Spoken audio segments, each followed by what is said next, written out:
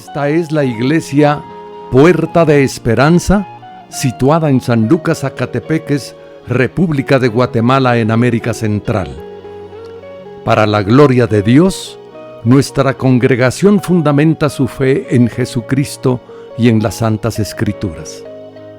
Agradecemos a Dios que hoy se pueda contar con Internet para cumplir con cabalidad el mandamiento de nuestro Señor Jesucristo, que es predicar el Evangelio en todas partes del mundo.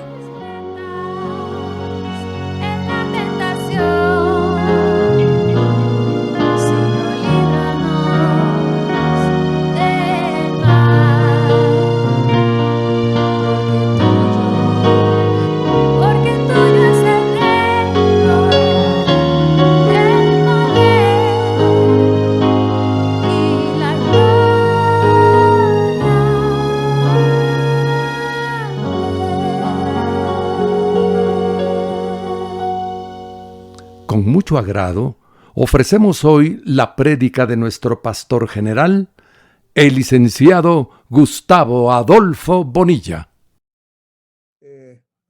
Hoy vamos a finalizar nuestro estudio del Evangelio de Marcos. Nos ha tomado algunos meses y hoy finalizaremos con el capítulo número 16. Yo estaba pensando en algo que a todos como cristianos nos sucede.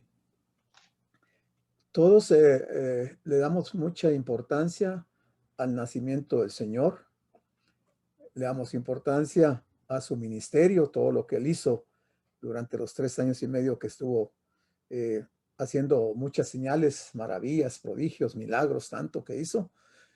Le damos mucha importancia también al proceso judicial que él enfrentó previo a ser condenado a su muerte.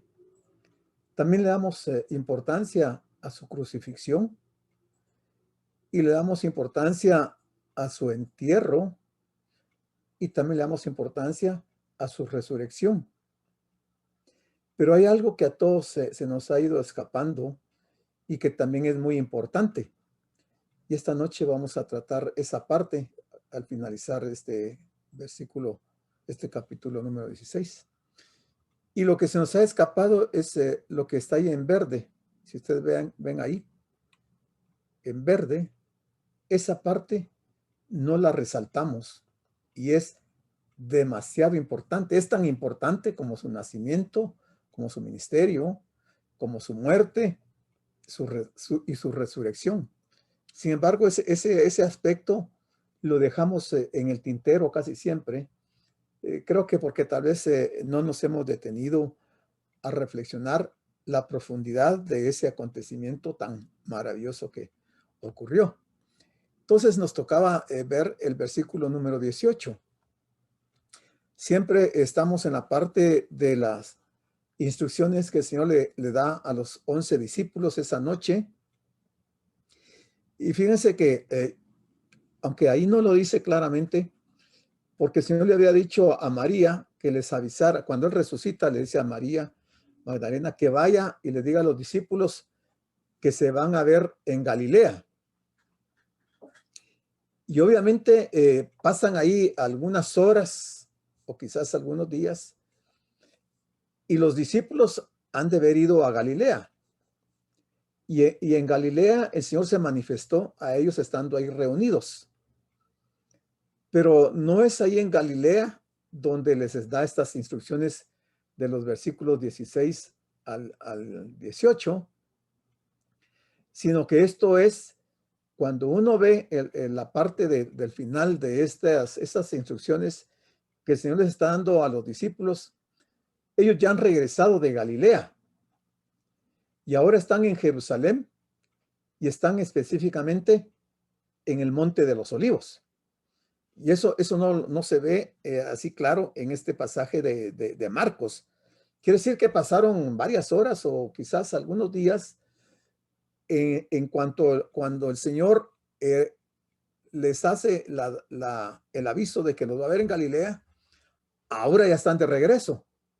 Y nuevamente el Señor se les ha aparecido ahí en el Monte de los Olivos. Entonces les dice y los comisiona para que vayan por todo el mundo a predicar el evangelio del reino. Y les dice también que todos los que crean les seguirán las señales que les da. Y habla de echar fuera demonios, de hablar en otras lenguas, de sanar a los enfermos. Y aquí en el 18 sigue diciendo, dice, y tomarán en las manos serpientes, y si bebieren cosa mortífera no les hará daño, y sobre los enfermos pondrán sus manos y sanarán. Hasta aquí hay, si ustedes se dan cuenta y separan cada una de estas actividades, hay 5 ordenanzas que el Señor les da a los discípulos y los comisiona a ellos. Y entonces vamos a ver algo al respecto de este versículo 18. Dice, estas señales fueron prometidas a la comunidad apostólica. Solo a ellos se les dio. Y eso lo podemos ver, digamos, como un anticipo que está en Mateo 10:1 y en 2 Corintios 12:12, que los vamos a ver en un momento. O sea, son señales prometidas a la comunidad apostólica y no a los creyentes de todas las épocas. Y eso lo vamos a ver en 1 Corintios 12, 29 al 30. Fíjense que son versículos bien interesantes y muy importantes que reflexionemos sobre ellos, porque quizás algunos de nosotros todavía están pensando de que lo que hemos dicho de que estas señales no eran para nosotros como iglesia, estarán pensando de que yo estoy equivocado y que estoy diciendo algo errado. Pero estos versículos nos van a aclarar esto que estamos diciendo acá. Y quiero decirles y ser honesto con ustedes. No es un comentario que yo hago en base a mis ideas propias, sino que yo he leído algunos textos, por ejemplo, de algunos teólogos, digamos John MacArthur, que es uno de los teólogos muy renombrados en nuestro tiempo. Y hay otros teólogos también como Evis Carballosa, que son teólogos, doctores en teología de nuestros tiempos, muy importantes, que han aportado mucha información. Y yo he leído de estos autores, estos comentarios que yo les estoy dando y que yo los he plasmado aquí en estos estudios. O sea, no porque ellos lo dijeron, yo lo voy a repetir como loro, sino que yo también he profundizado, he analizado y he visto, he tratado de abrir mi mente y he visto las exposiciones que ellos han dado con respecto a este tema y lo he analizado a la luz de la palabra y obviamente que, como dice la Biblia, que el Espíritu de Dios nos va a guiar a toda verdad y que nosotros somos guiados por el Espíritu de Dios. Entonces, cuando uno siente esa vía que el Espíritu de Dios le da a uno con respecto a estos temas que son bastante delicados, pues uno se siente satisfecho porque si algo yo no quiero hacer es salirme de la palabra. Yo no quiero engañar a nadie de la congregación, ni engañarme a mí mismo, sino que quiero compartir con ustedes estas verdades que, como le digo, están bien sustentadas por hombres de Dios muy versados en la materia. Entonces dice, todas estas señales, con la excepción de las bebidas venenosas, fueron experimentadas por la iglesia apostólica, básicamente por los apóstoles, los líderes, y reportadas en las escrituras. Eso lo podemos ver en Hechos 28:5, pero no después de Hechos 28:5, sino que hasta ahí vamos a ver estas experiencias de los apóstoles en relación a las señales, estas apostólicas que el Señor comisionó a estos 11 al principio, pero 12 cuando ya se sumó Matías, ¿verdad? Que ya completaron el número de los apóstoles. Que también, de paso, es curioso, si ustedes se dan cuenta, que el único apóstol que fue elegido después de los que el Señor eligió primeramente es Matías. Después ya no hubo ninguna elección de apóstoles. Cuando murió Jacobo, que se menciona en el libro de los Hechos, creo que es el capítulo 11, nadie sustituyó a Jacobo. Y así como conforme fueron muriendo los apóstoles, no fueron surgiendo nuevos apóstoles. ¿Por qué no se eligieron nuevos apóstoles? Porque el canon bíblico había sido totalmente completado. Ya no había nada más que agregar a la profecía y al texto canónico, sino que con ellos se terminó la revelación que el Señor quería darle no solo a los apóstoles, sino que a la iglesia. Porque entonces, si hubieran más apóstoles, querría decir que el canon bíblico sigue abierto y que hay que aportar más información, más revelación. Pero no hay más revelación. Todo terminó hasta con estos apóstoles, que incluso el último de los apóstoles que murió fue el apóstol Juan, el del Apocalipsis. Después de ahí ya no hubieron nunca más apóstoles. Ya en el siglo segundo no hubieron apóstoles, ni en el siglo tercero, ni en el siglo cuarto, ni en el siglo quinceavo, ni el dieciseisavo, ni en el veinteavo, ni el veintiunavo. O sea, ya no hubieron más apóstoles. Es ahora en estos tiempos, a partir más o menos de 1970, 80, que empezaron a surgir una nueva casta de apóstoles, entre comillas. Y de ahí se ha vuelto una epidemia de apostolitis, que medio mundo quiere ser apóstol y todos se nombran apóstoles. Incluso se ha dado en nuestro tiempo que tenemos muchos líderes de iglesias grandes que se hacen llamar que tienen doctorados en teología. Pero fíjense que hoy estaba yo investigando y por lo menos en unos casos dice que ese doctorado de teología se están dando por internet, donde alguien puede entrar y llevar un curso de doctorado en teología, que más o menos es, tiene un costo como, dicen, de como $800 para que le den su título de doctorado. Pero lo que encontré es que un líder de la iglesia cristiana muy famoso y muy bueno de sana doctrina, en un viaje que hizo a Estados Unidos, fue a uno de estos lugares donde se imparten los doctorados. Y la sorpresa de él fue ver que muchachos jóvenes eran los que estaban calificando los exámenes de las personas que estaban sustentando exámenes para doctorado. Muchachos. Y dice que él los encontró ahí en esa oficina con la televisión encendida viendo programas no adecuados para un cristiano. Y viendo esos programas y estaban calificando los exámenes de los que estaban estudiando doctorado. Y les preguntó que qué hacían. Y ellos le dijeron que estaban calificando los exámenes, ¿verdad? Entonces le preguntó que por qué lo hacían. Porque nos pagan para eso.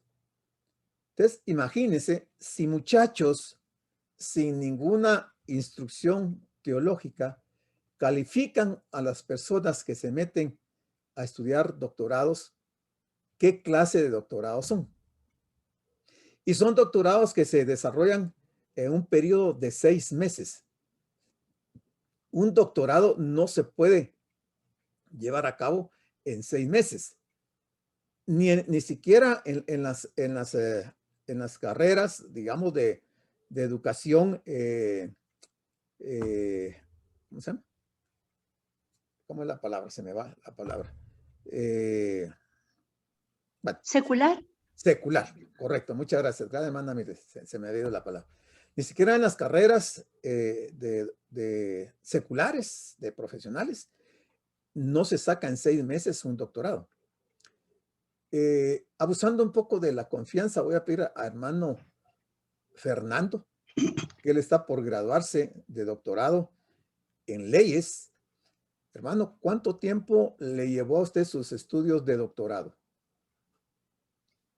Hermano, un requisito previo al doctorado es una maestría Correcto. que se lleva 2 Interesante. años y Interesante. luego uno estudia el doctorado, que son 2 años en la Universidad de Mariano Gálvez, que es donde yo estudié hace muchos años, y ahora solo estoy pendiente de la tesis, pero lo mínimo son 2 años, 2 y años. eso que se queda todavía corto el estudio.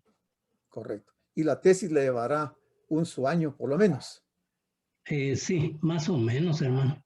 O sea, estamos Más o hablando menos. de un promedio de 5 años para sacar un doctorado con todos sus prerequisitos que, como bien lo dice usted, previamente tienen que tener una maestría.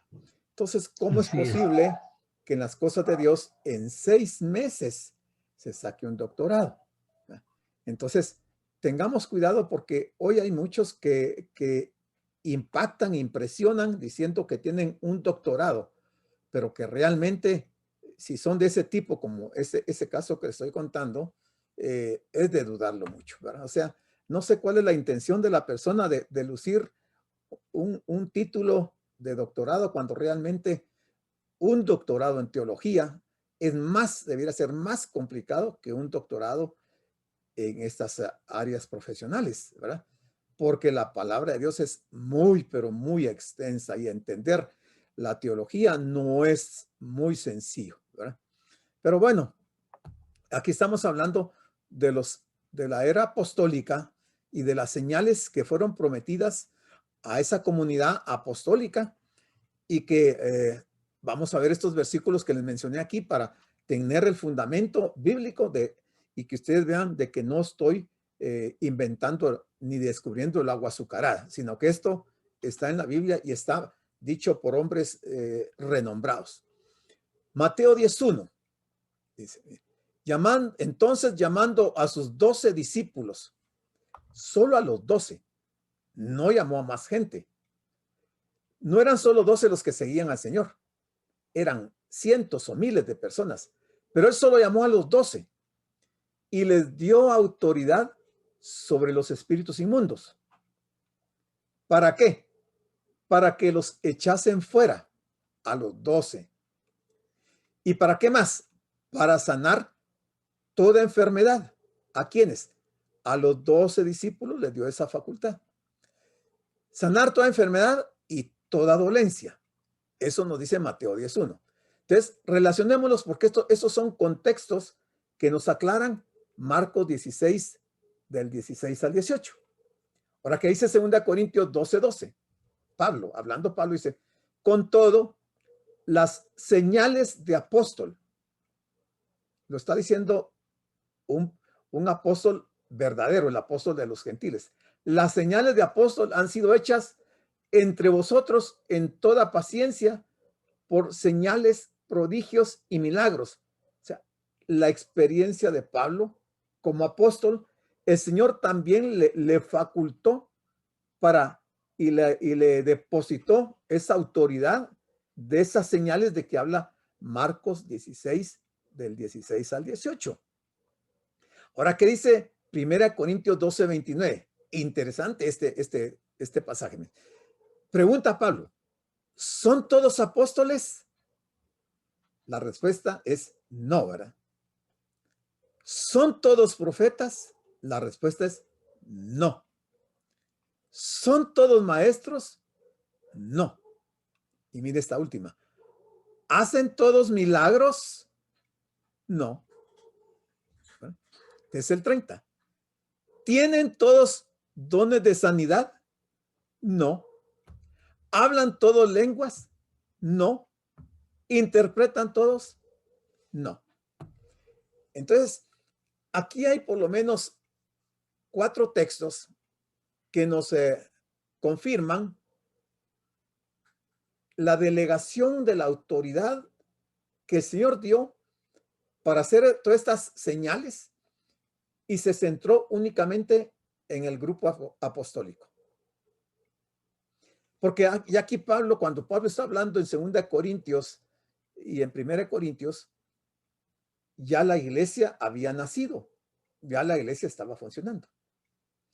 Vamos a ver en el estudio que vamos a dar después de terminar este pasaje, que las normativas para la iglesia no están en los evangelios, sino que están desde el libro de Romanos hasta el libro de Filemón. Incluso no incluye el libro de los Hechos.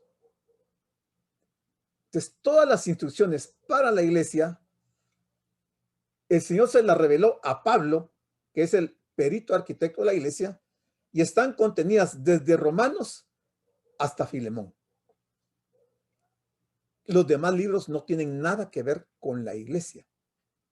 Entonces, nosotros, quizás por un poco de falta de tiempo, no sé, no hemos estudiado la palabra y hemos agarrado parejo Antiguo y Nuevo Testamento y lo aplicamos 100% a la iglesia.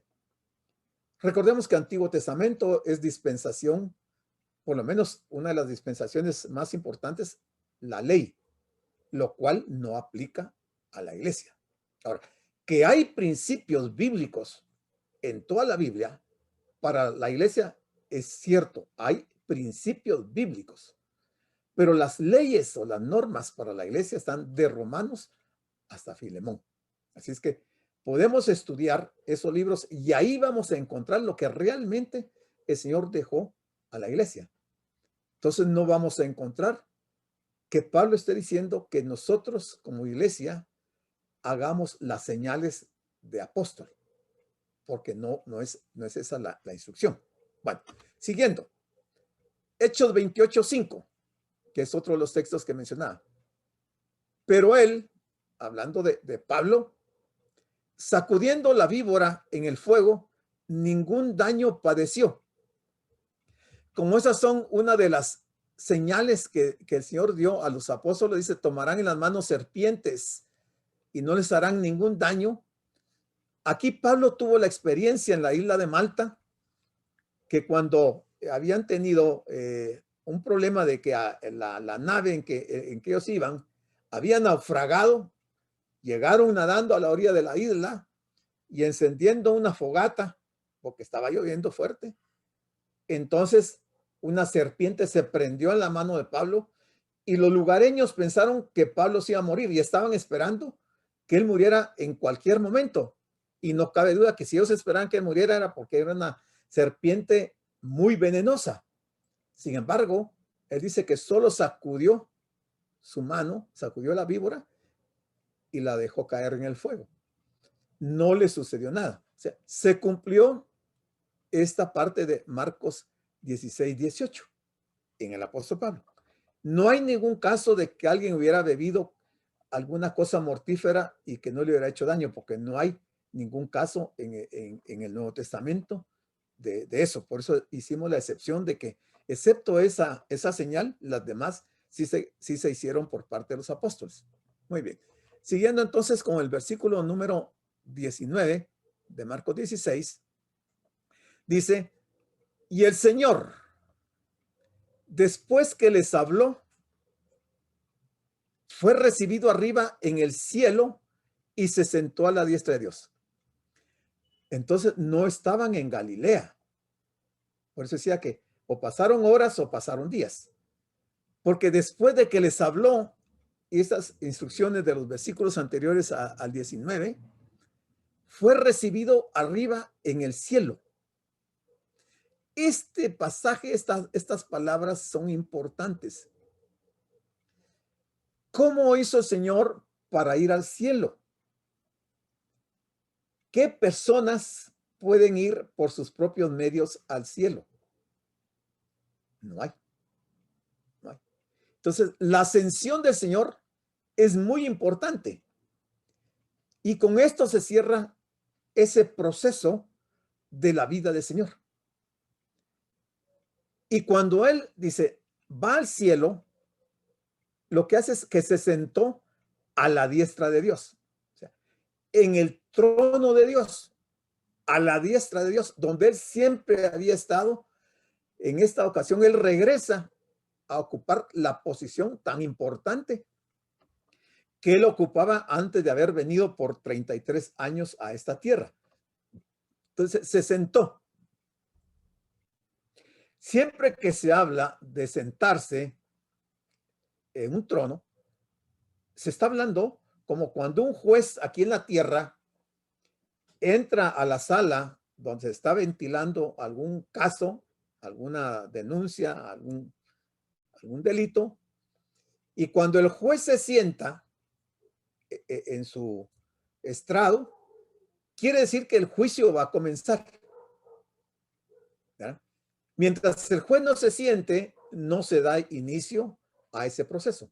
No sé si hermano Fernando nos puede aportar ahí algo. Sí, así es, hermano.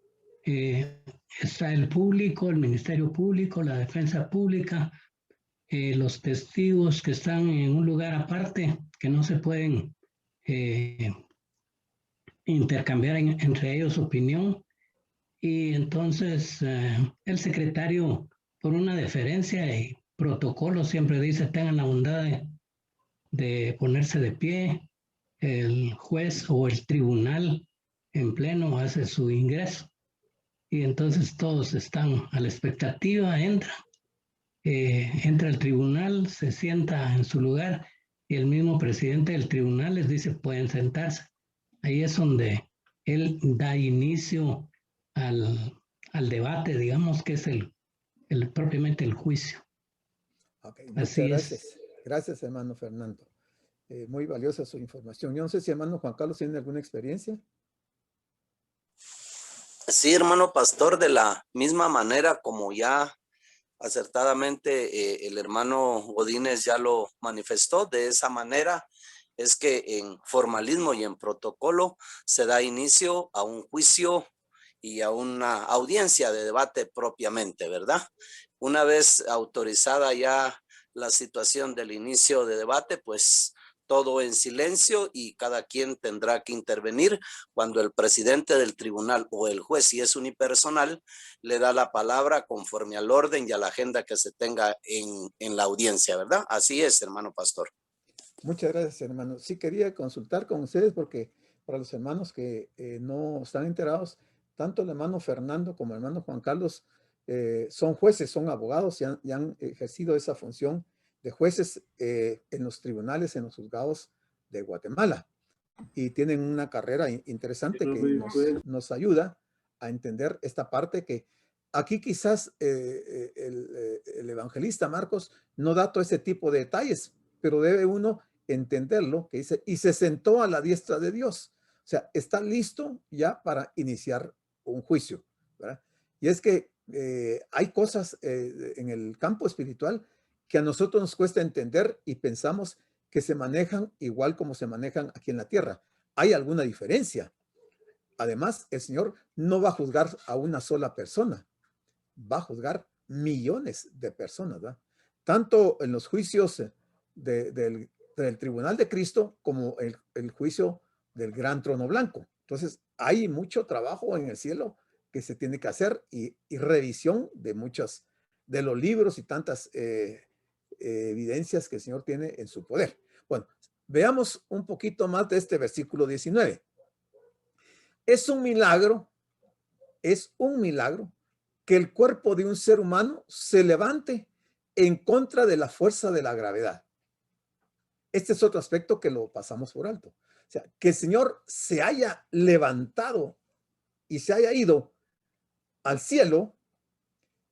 Recordemos que él ya se había aparecido anteriormente y les invitó a que palparan su cuerpo, porque les dijo, un espíritu no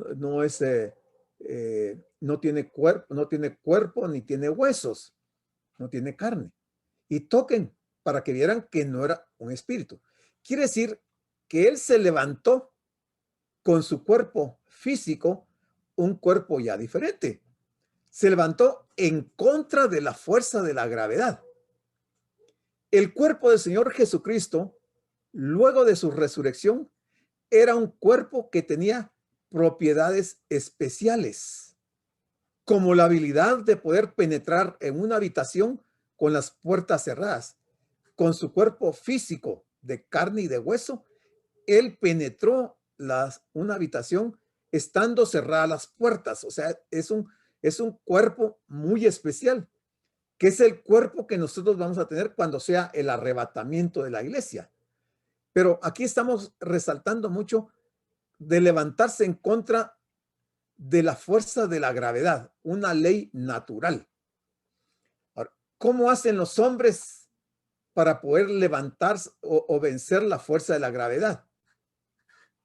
Lo hacen de esta manera.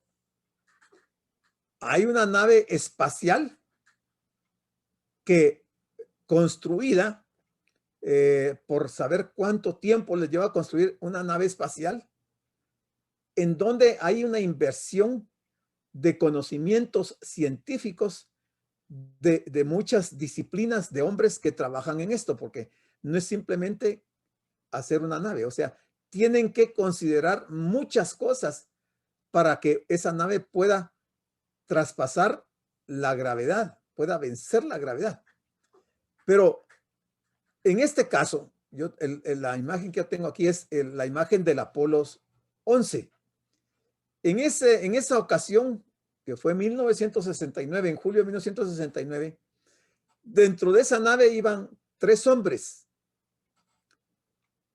Y esos 3 hombres los llevaron en esa nave espacial para alunizar, o sea, para descender en la superficie de la luna.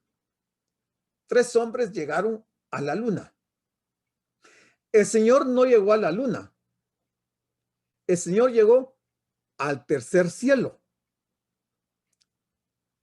que hasta el día de hoy yo no he encontrado información qué cantidad de kilómetros pueden haber de la Tierra al tercer cielo. Pero sí sabemos cuántos kilómetros hay de la Tierra a la luna. Entonces, el costo de la inversión que se hizo para que esos 3 hombres llegaran a la luna y qué distancia recorrieron es esta. Más o menos recorrieron 386,000 kilómetros de la Tierra a la luna. Y duró el viaje 76 horas. El Señor, trasladarse del Monte de los Olivos hasta el trono de Dios, no podemos medirlo, ni siquiera podríamos decir que es una milésima de segundo. Yo creo que un parpadear de ojos es mucho tiempo lo que le llevó al Señor llegar hasta la presencia del Padre. No necesitó 76 horas y no recorrió 386,000 kilómetros. Puede ser esto multiplicado por 1,000,000 o no sé por qué cantidad, la distancia que el Señor recorrió. Así fue el primer viaje del hombre a la luna. El costo de ese viaje fueron 153,000 millones de dólares actuales. 153,000 millones de dólares actuales. O sea, si uno hubiera querido, si uno quisiera en este momento ir a la luna, es imposible.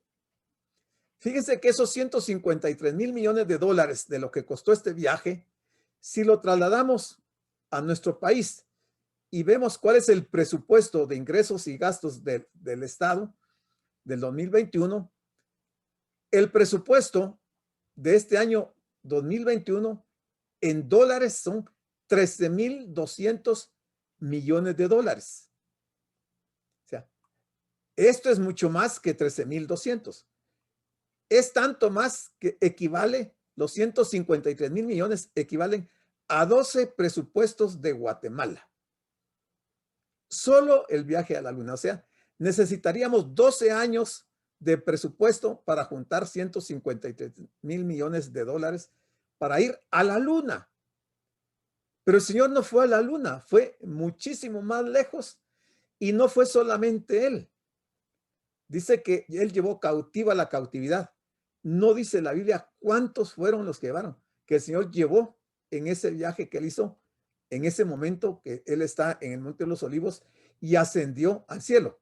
Pero es una información que yo quería ponerla en contraste con lo que nosotros podemos entender más fácilmente.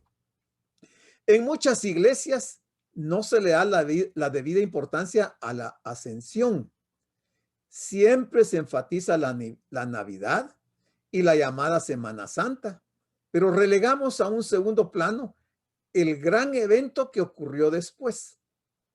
Y esto se va a repetir, solo que elevado a la n potencia cuando sea el arrebatamiento de la iglesia.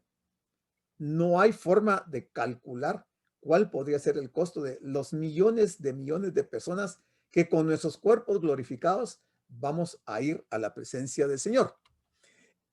¿Por qué él fue? Dice que después de haberle dado esas instrucciones, subió y se sentó a la diestra del Padre.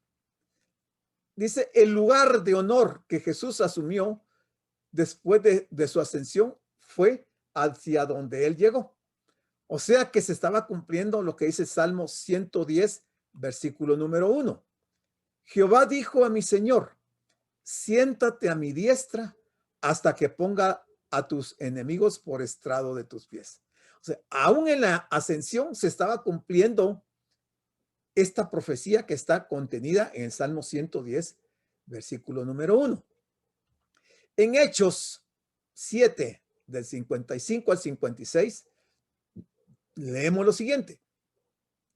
Pero Esteban, lleno del Espíritu Santo, Esteban no fue ningún apóstol, Esteban fue un diácono de la iglesia al principio, pero lleno del Espíritu Santo y puesto los ojos en el cielo, él no puso sus ojos ni en Pablo, ni en Saulo de Tarso, que en ese momento estaba Saulo de Tarso ahí, autorizando la muerte de Esteban, ni puso sus ojos en el Sanedrín, ni puso sus ojos en la gente que estaba ahí observando el sacrificio que se le iba a aplicar a Esteban.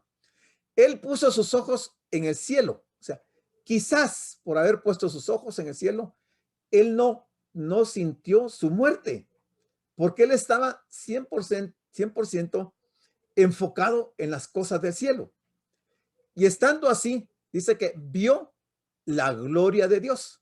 O sea, lo que conocemos como la Shekinah o Shekinah de Dios, la misma presencia de Dios, la vio porque tenía puestos los ojos en el cielo. Y no solamente vio la gloria de Dios, sino que vio, dice, y a Jesús, que estaba de pie a la diestra de Dios. No estaba sentado, Señor. Estaba de pie. ¿Por qué estaba de pie y no estaba sentado? Estaba esperando la llegada de uno de sus siervos, uno de sus hijos, para darle la bienvenida. Y entonces dijo Esteban, he aquí, veo los cielos abiertos y al Hijo del Hombre de pie a la diestra de Dios. Mire, son pasajes bien importantes que cuando los escudriñamos detenidamente, encontramos muchos aspectos bien importantes para la vida del creyente. ¿Qué es lo que tiene de peculiar la ascensión de Jesucristo a diferencia de la del profeta Elías o la de Enoc? En cuanto a Enoc, todo lo que sabemos es que Dios lo llevó y no hay noticia de muerte ni de su sepultura, hablando de Enoc.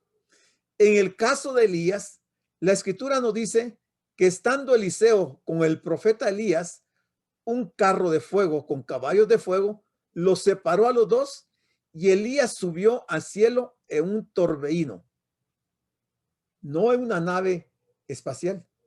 Subió en un carro de fuego con caballos de fuego. Yo creo que es un poco difícil hacernos la imagen de un carro de fuego con caballos de fuego. Y subió al cielo en un torbellino. O sea, nos cuesta entender esto, hermano. Esto está un poco complicado entenderlo porque realmente tal vez si hubiéramos estado ahí hubiéramos podido explicar de mejor forma. Pero bueno, dejémoslo ahí. Ahora la pregunta es, ¿por qué ascendió Jesús al cielo? Primero, porque es Dios manifestado en carne. En Juan 3:13 leemos, nadie ha subido al cielo, sino el que descendió del cielo, el Hijo del Hombre. Por eso es que él ascendió al cielo. Segundo, para presentarse como un sumo sacerdote a nuestro favor. Hebreos 4:14. Y recordemos que en el Antiguo Testamento los israelitas nombraban a un sumo sacerdote, quienes presentaban un sacrificio anual para implorar a Dios el perdón de los pecados, tanto del sumo sacerdote como de todo el pueblo de Israel. Y eso lo hacían año con año.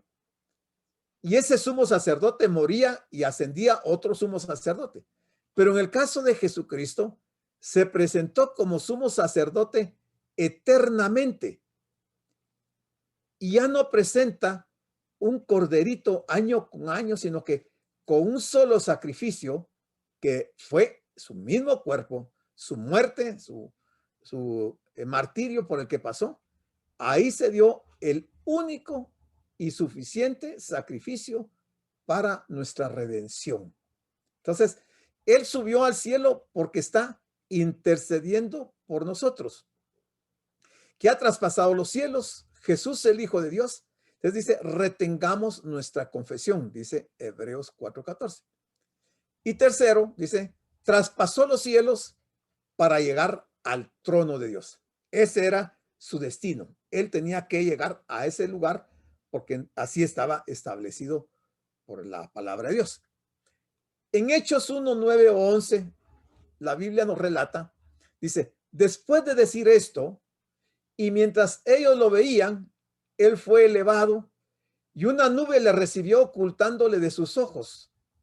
Y como ellos estaban fijando la vista en el cielo, mientras él se iba, he aquí dos hombres vestidos de blanco se presentaron junto a ellos y le dijeron, hombres galileos, ¿por qué os quedáis de pie mirando al cielo? Este Jesús, quien fue tomado de vosotros arriba al cielo, vendrá de la misma manera como le habéis visto ir al cielo. ¿Dónde estaban en este momento los discípulos en el capítulo 1 de los Hechos? Dice que estaban en el monte de los olivos y el Señor, y ahí ellos vieron cómo el Señor ascendió en una nube que los ocultó de sus ojos, y ellos viendo que el Señor ascendía, se presentaron estos hombres vestidos de blanco que eran ángeles y les hicieron esta pregunta, ¿por qué os quedáis de pie mirando al cielo? Y esos ángeles anuncian que así como fue tomado de ellos arriba al cielo, así vendrá de la misma manera como le habéis visto ir al cielo. O sea, aquí está profetizando y están anunciando los ángeles que el Señor vendrá en su segunda venida. Vendrá de la misma manera como le habéis visto ir al cielo. Porque la iglesia no va a ver la venida del Señor en el arrebatamiento. Entonces se está refiriendo a la segunda venida, donde la Biblia dice que todo ojo le verá. Entonces nosotros, el mundo no lo va a ver, sino que solo la iglesia, cuando seamos arrebatados, nos juntaremos con él. Entonces tendremos el privilegio de verlo, pero todo el mundo no va a ver la partida de la iglesia, el arrebatamiento. Pero aquí se anuncia que él va a ser visto, lo van a ver de la misma manera como le vieron ir al cielo. Entonces esto nos confirma que el Señor no estaba en Galilea, porque ahí cabalmente se ha hecho uno, que estando en el monte de los olivos les habló de esto y luego ellos lo vieron ascender al cielo. Entonces ya habían regresado a Jerusalén. Pablo nos dice en Efesios 4 del 8 al 10. Comienza con la cita del Salmo 68, 18. Por esto dice, subiendo a lo alto, llevó cautiva la cautividad y dio dones a los hombres. Pero esto de que subió, ¿qué quiere decir? A menos que hubiera descendido también a las partes más bajas de la tierra. El que descendió es el mismo que también ascendió por encima de todos los cielos para llenarlo todo, o sea, cumplir todas las cosas. Es importante destacar que la ascensión del Señor Jesucristo está conectada con su segunda venida otra vez a buscar a los suyos en lo que se llama la segunda venida. Pero aquí nos dice este pasaje que llevó cautiva la cautividad. Y todos sabemos cuando el Señor resucitó, que los sepulcros se abrieron, las rocas se partieron y salieron los cuerpos de los que estaban muertos y se mostraron por 40 días a todo el pueblo de Israel. Y esos eran parte de la cautividad. Porque también en ese momento lo que operó fue que el Señor se llevó a todos los muertos en Cristo que estaban en el Hades. Ahí se vació el Hades de todas las almas de todos los tiempos y el Señor llevó cautiva esa cautividad. O sea, ahí se cumplió esa parte. Entonces, sigamos viendo. Dice, no cabe duda de que los discípulos amaban a Jesús. Por lo tanto, cuando vieron que fue exaltado hasta lo sumo para ocupar el lugar de suprema preeminencia en el mismo trono de Dios, ellos se llenaron de gozo y le adoraron. Entonces nos dice Pablo en Efesios 1, 20, 21, resucitándole de los muertos y sentándole a su diestra en los lugares celestiales sobre todo principado y autoridad y poder y señorío y sobre todo nombre que se nombra, no solo en este siglo, sino también en el venidero. Filipenses 2:9. Por lo cual también Dios también le exaltó hasta lo sumo y le dio un nombre que es sobre todo nombre. Mire toda lo que sucedió en la exaltación del Señor. Pero yo quería explicarles un poco sobre esto de todo principado. Principado, dice en Romanos 8:38, aparece la expresión principados como lo que jamás podrá separarnos del amor de Dios. Dijo Pablo que ni los ángeles podrían separarnos del amor de Dios. Quiere decir que los ángeles caídos, los que siguen al enemigo de Dios y actúan en contra de Dios y los suyos, son de esos principados que está hablando aquí Pablo. También menciona ni principados, y esto quiere decir los poderes espirituales que se oponen a los creyentes. La mención de principados y potestades y huestes espirituales de maldad en las regiones celestes tradicionalmente se toma como una alusión a una batalla contra las hordas de demonios, es decir, supuestos ángeles caídos. Mire todo lo que tiene que ver en esta parte que estamos explicando. Versículo 20. Y ellos, saliendo, porque rezaron al aposento alto, después del derramamiento del Espíritu, o sea, de ahí del Monte de los Olivos, se fueron al aposento alto. Saliendo, dice, predicaron en todas partes. Los 12, los 12, aquí ya los 12 apóstoles, nadie más. Ellos saliendo predicaron en todas partes. ¿Y qué pasó cuando salieron a predicar? Dice, ayudándoles el Señor y confirmando la palabra con las señales que le seguían. O sea, el Señor confirmó las señales que les había dado a los apóstoles. Cuando predicaron, les ayudó, dice el Señor, con estas señales. O sea, es otra parte de la escritura que nos dice que estas señales fueron dadas a los apóstoles. Hebreos 2:4 nos dice, testificando Dios juntamente con ellos. ¿Quiénes son ellos? Los apóstoles. No son nadie más que ellos. ¿Y cómo testificaba Dios juntamente con ellos? Con señales y prodigios y diversos milagros y repartimiento del Espíritu Santo según su voluntad. Aquí tenemos otro versículo que apuntala el hecho de lo que estamos hablando y estamos enseñando. Muy bien, hermanos, entonces hemos terminado el capítulo número 16 de Marcos y esta va a ser la escena que probablemente de la cual vamos a ser testigos cuando seamos arrebatados. Vamos a encontrar al Hijo de Dios sentado en su trono, rodeado de millones de ángeles que estarán adorándolo, y ahí nos reuniremos con él en un lugar que no podemos describirlo con palabras humanas. Muy bien, terminamos aquí nuestro estudio. Damos las gracias por su atención a la prédica del pastor general, licenciado Gustavo Adolfo Bonilla. e invitamos a la prédica del próximo domingo a esta misma hora.